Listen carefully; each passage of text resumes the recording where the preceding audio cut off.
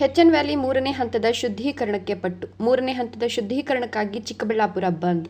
ಬಹುತೇಕ ಎಲ್ಲ ಅಂಗಡಿ ಮುಗ್ಗಟ್ಟುಗಳು ಕ್ಲೋಸ್. ಚಿಕ್ಕಬಳ್ಳಾಪುರ ಜಿಲ್ಲೆಗೆ ಹರಿಸುತ್ತಿರುವ ಹೆಚ್ಎನ್ ವ್ಯಾಲಿ ನೀರಿನ ಮೂರನೇ ಹಂತದ ಶುದ್ಧೀಕರಣ ಮಾಡಲೇಬೇಕು ಅಂತ ಒತ್ತಾಯಿಸಿ ಚಿಕ್ಕಬಳ್ಳಾಪುರ ನಗರ ಬಂದ್ ಕರೆ ನೀಡಿರುವ ಭಗತ್ ಸಿಂಗ್ ಚಾರಿಟಬಲ್ ಟ್ರಸ್ಟ್ ಮತ್ತು ಕೆಲವು ಸಂಘಟನೆಗಳಿಂದು ಬೆಳ್ಳಂಬೆಳಗ್ಗೆ ರಸ್ತೆಗಿಳಿದು ಓಪನ್ ಮಾಡಿದ ಅಂಗಡಿ ಮಾಲೀಕರಿಗೆ ಕ್ಲೋಸ್ ಮಾಡುವಂತೆ ನಗರದ ಪ್ರಮುಖ ರಸ್ತೆಗಳಾದ ಬಿಬಿ ರಸ್ತೆ, Bazaar road, MG road, Vapasandra ರಸ್ತೆ ರೌಂಡ್ ಹಾಕಿದ ಸಂದೀಪ್ ರೆಡ್ಡಿ ಟೀಮ್ ಮನವಿ ಮಾಡಿದರು. ಪ್ರತಿಭಟನಾಕಾರರನ್ನ ಹಿಂಬಾಲಿಸಿದ ಪೊಲೀಸರು ಬಲವಂತದಿಂದ ಕ್ಲೋಸ್ ಮಾಡದಂತೆ ಎಚ್ಚರಿಕೆ ನೀಡಿದರು. ಬಲವಂತವಾಗಿ ಕ್ಲೋಸ್ ಮಾಡಿಸಿದ್ರೆ ಎಫ್ಐಆರ್ ದಾಖಲಿಸುವುದಾಗಿ ಎಚ್ಚರಿಕೆ ನೀಡುತ್ತಿದ್ದರು.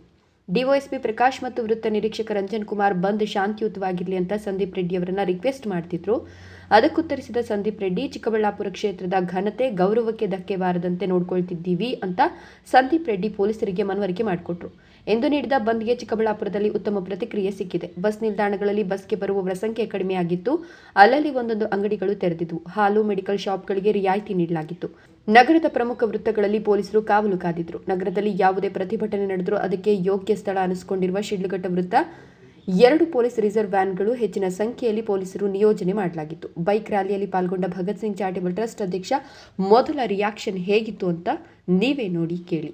ಈಗಾಗಲೇ ನೋಡ್ತಾ ಇರೋ ಹಂಗೆ ಏನು ಒಂದಷ್ಟು ಎಸೆನ್ಷಿಯಲ್ಸ್ ಅಂದರೆ ಏನು ಒಂದು ತರಕಾರಿ ಅಂಗಡಿಗಳಿರ್ಬೋದು, ಸಣ್ಣ ಪುಟ್ಟ ರೈತರು ಆ ಥರದ್ದು ಏನಾದರೂ ಬಂದಿದ್ರೆ ಅದು ಬಿಟ್ಟರೆ, ಮತ್ತು ಹಾಲಿನ ಅಂಗಡಿ ಅದು ಬಿಟ್ಟರೆ ಭಾಗಶಃ ಎಲ್ಲ ಅಂಗಡಿಗಳನ್ನು ಸ್ವಯಂ ಪ್ರೇರಿತವಾಗಿ ಜನನೇ ಇವತ್ತು ಮುಚ್ಚಿರೋದು ನಿಜಕ್ಕೂ ನಮ್ಮ ಹೋರಾಟಕ್ಕೆ ಸಿಕ್ಕ ಜಯ ಅಂತ ಹೇಳ್ಬೋದು.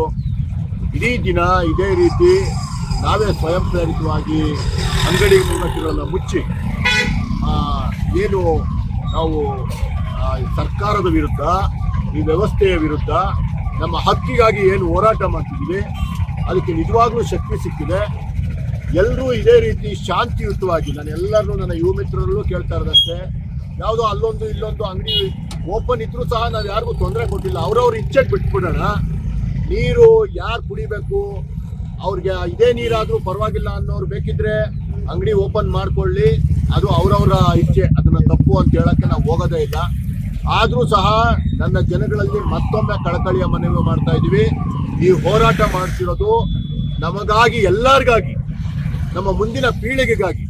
ಇವತ್ತು ಏನು ಆ ನೀರನ್ನು ಕುಡಿದು ಎಲ್ಲಿ ನೋಡಿದ್ರು ಕ್ಯಾನ್ಸರು, ಕಿಡ್ನಿ ವೈಫಲ್ಯ, ಡಯಾಲಿಸಿಸ್ಸು ಇದೇ ಆಗಿರೋಂಥ ಈ ಸಂದರ್ಭದಲ್ಲಿ ಒಂದೇ ಒಂದು ದಿನ ನಮಗೋಸ್ಕರ ನಾವು ಹೋರಾಟ ಮಾಡ್ಕೊಂಡಿಲ್ಲ ಅಂತಂದರೆ ಮುಂದೆ ಒಂದು ದಿನ ನಮ್ಮ ಮನೆಗಳಲ್ಲಿ ಹೆಣ ಬಿದ್ದಾಗ ಪಶ್ಚಾತ್ತಾಪ ಬಿಡೋದು ಬಿಟ್ಟು ಮತ್ತು ಪಾಪ ಪ್ರಜ್ಞೆಯಿಂದ ನರಳೋದು ಬಿಟ್ಟು ಬೇರೆ ಏನೂ ಅವಕಾಶ ಇರೋದಿಲ್ಲ.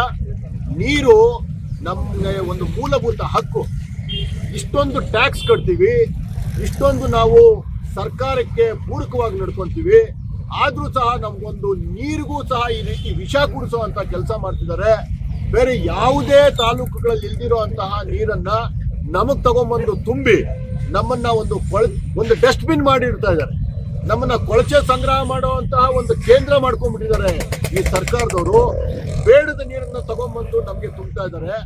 ಅದನ್ನಾದರೂ ಸರಿಯಾಗಿ ಶುದ್ಧಿ ಮಾಡಿ ಕೊಡಿ ಅನ್ನೋದಷ್ಟೇ ನಮ್ಮ ಕಾಳಜಿ. ತೃತೀಯ ಹಂತದ ನೀರಿನ ಶುದ್ಧೀಕರಣ ಮಾಡಿ, ಜೊತೆಗೆ ನಮಗೆ ಒಳ್ಳೆಯ ನೀರನ್ನು ಕೊಡುವಂತಹ ಒಂದು ಇಚ್ಛಾಶಕ್ತಿಯನ್ನು ಸರ್ಕಾರಗಳು ಪ್ರದರ್ಶನ ಮಾಡಲಿ ಅಂತ ಹೇಳ್ತಾ, ಈ ಬಂದು ಯಶಸ್ವಿ ಆಗಲಿ.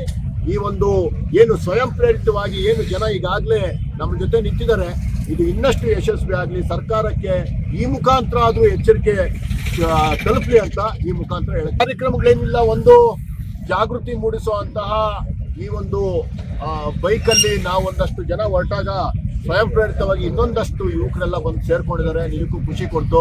ಈ ಒಂದು ಏನು ನಾವು ಪ್ರೋಗ್ರಾಮ್ ಏನು ಅರೇಂಜ್ಮೆಂಟ್ ಮಾಡ್ಕೊಂಡಿರಲಿಲ್ಲ. ಬೈಕಲ್ಲಿ ರ್ಯಾಲಿ ಮಾಡಬೇಕು ಅನ್ನೋದು ಏನಿರಲಿಲ್ಲ.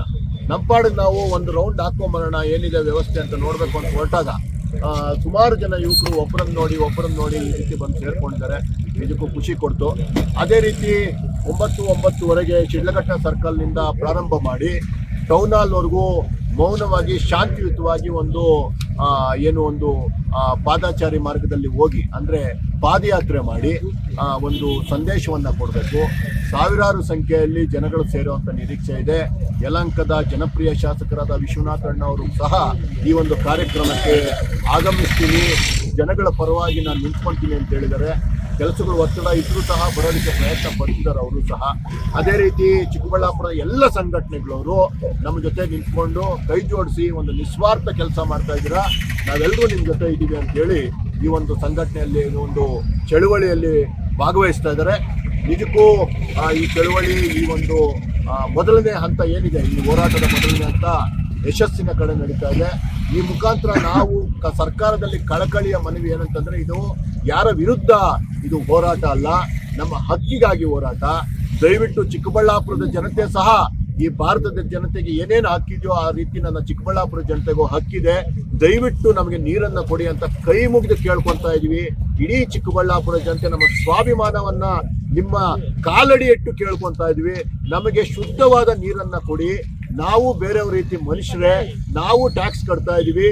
ನಾವು ಈಗ ಏನು ಭಾರತ ದೇಶದಲ್ಲಿ ನಾವು ಎಲ್ಲರೂ ಏನು ಕರ್ತವ್ಯ ನಿರ್ವಹಿಸಬೇಕು ಅದೇ ರೀತಿ ನನ್ನ ಚಿಕ್ಕಬಳ್ಳಾಪುರ ಜನತೆ ನಿರ್ವಹಿಸ್ತಿದ್ದಾರೆ. ದಯವಿಟ್ಟು ನಮಗೆ ಶುದ್ಧವಾದ ನೀರನ್ನು ಕೊಡಿ ಅಂತ ಈ ಮುಖಾಂತರ ಕಳಕಳಿಯಾಗಿ ಕೇಳ್ಕೊತಾ ಇದ್ದೀವಿ. ಅದಾದ್ಮೇಲೆ ಯಾರು ಎಲ್ಲ ನೋಡ್ರಿ, ಈಗಲೂ ಅಷ್ಟೆಲ್ಲ ಡಿಸ್ಕಸ್ ಮಾಡ್ತೀವಿ.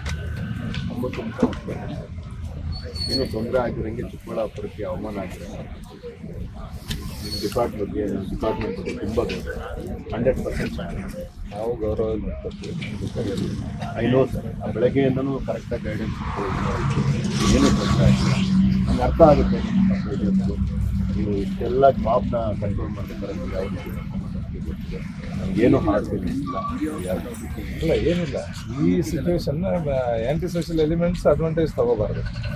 ನಮಗೆ ಹಿಂದಿನ ಇನ್ಸಿಡೆಂಟ್ಸಲ್ಲಿ ನಿಮ್ಗೆ ಆ್ಯಕ್ಚುಲಿ ಪ್ರತಿಭಟನಾಕಾರದ್ದು ಉದ್ದೇಶ ಅದೇ ಇರೋಲ್ಲ. ಅದ್ರ ಯಾವುದೋ ಒಂದು ಆ್ಯಂಟಿ ಸೋಷಿಯಲ್ ನಡೆಸ್ತಾರೆ, ಅವ್ರೇನೋ ಮಾಡ್ತಾರೆ, ಅದು ಹೋರಾಟಗಾರರಿಗೆ ಕೆಟ್ಟಿರ್ತದೆ. ಇನ್ನು ಬೆಂಗಳೂರಲ್ಲಿ ಹೋರಾಟಗಳು ತಪ್ಪಿದೆ, ಅವ್ರು ಭಾಳ ಹಾಗಾಗಿ ಅದಕ್ಕೆ ಹೇಳಿದೆ ನಮ್ಮ ಗೈಡೆನ್ಸಲ್ಲೇ ಹೋಗ್ತೀವಿ. ರಂಜನ್ ಸರ್ ಅಷ್ಟೇ ಹಿಂಗೆ ಮಾಡಬೇಕು ಅಂತ ಹೇಳಿ ದೇ ಆರ್ ವೆರಿ ಸಪೋರ್ಟಿವ್. ಏನು